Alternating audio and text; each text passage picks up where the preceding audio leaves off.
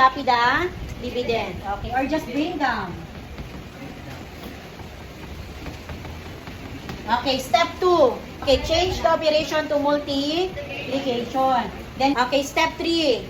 Get the reciprocal of the, anong tawag dito? Divisor. So, get the reciprocal of the divisor. So, magiging x squared minus 6x plus 9 over 4x plus 4. And then, last step, proceed to multiplication of fractional expression. Okay. What is the first step in multiplying? Step 1, factor the given polynomial if necessary. Okay. Based on the given, how many terms this? 2 terms. Kapag 2 terms, tatlo ang choices. Difference of 2 square, sum and difference of 2 cube, and GCMF. Since our exponent is only 1, meaning, cancel na agad yung dalawa. Natira si, bakit hindi pwede si sum and difference of 2 cube? Kasi dapat divisible kay, bakit hindi pwede si difference of 2 squares? Kasi dapat divisible by, okay, therefore, babagsak tayo kay GCMF. What is the GCF of 2 and 8? 2, very good. May common variable ba? Wala po. Therefore, the only GCF is 2. Then, divide the GCF by the given to get the remaining factor. O, 2x divided by 2. Ito, para hindi nahihirapan. 2x divided by 2. Okay, or just simply cancel 2. Sino natira? X. Plus, 8 divided by 2. 4. Okay, the remaining factor is x plus 4. Next, let us proceed by the denominator. How many terms? 3. How many terms? 3. What kind of polynomial is this? Okay, kapag trinomial, dalawang choices. Perfect square, trinomial, or general. Check natin. X squared is a perfect square. How about 12? No, therefore, hindi to applicable kay perfect square, trinomial. Anong gagamitin natin? A. Get the factor. So, what is A? 1. What is B? 1. What is C? Negative. Okay, give me a factor of negative 12. By the way, since our C is negative, therefore, probably the sign of the factors will be positive and negative. Anong sign ng middle term?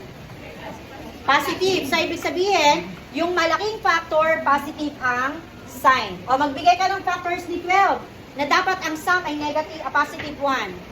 O, the factors are positive 4 and negative 3. 4 times negative 3, negative 12. O, parehas ng sign magkaiba. Magkaiba. Pag magkaiba, ima-minus. 4 minus 3, what is the sign of the bigger number? Okay, kaya ito yung hinahanap nating factor. We have x plus 4, x minus 3. O, now proceed na tayo dito. Since our given is trinomial, what we're going to do? Check first if the given trinomial is a perfect square. The given is, the first term and the last term are both perfect square. X squared is a perfect square. How about 9? What is the square root of x squared? Square root of 9. O, times natin, x times 3. Then, i-multiply ulit kay 2. 2 times 3. Kailangan equal sa middle term. Equal ba? Yes, kapag ganyan, perfect square. What we're going to do?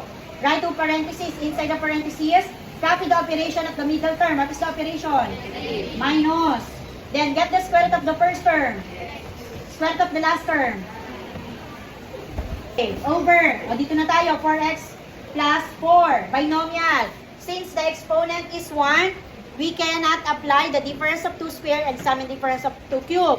What we're going to do is apply the GCMF. O, what is the GCF of 4 and 4? May variable ba?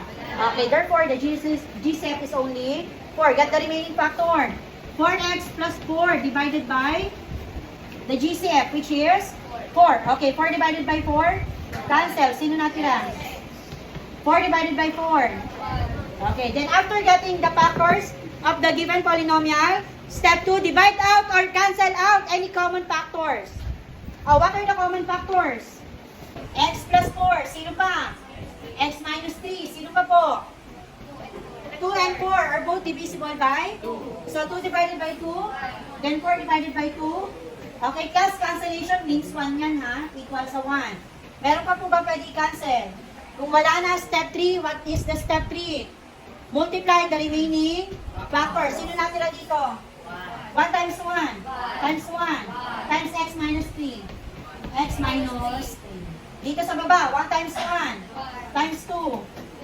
Okay, 2. Then, copy the given binomial. Therefore, this is the answer.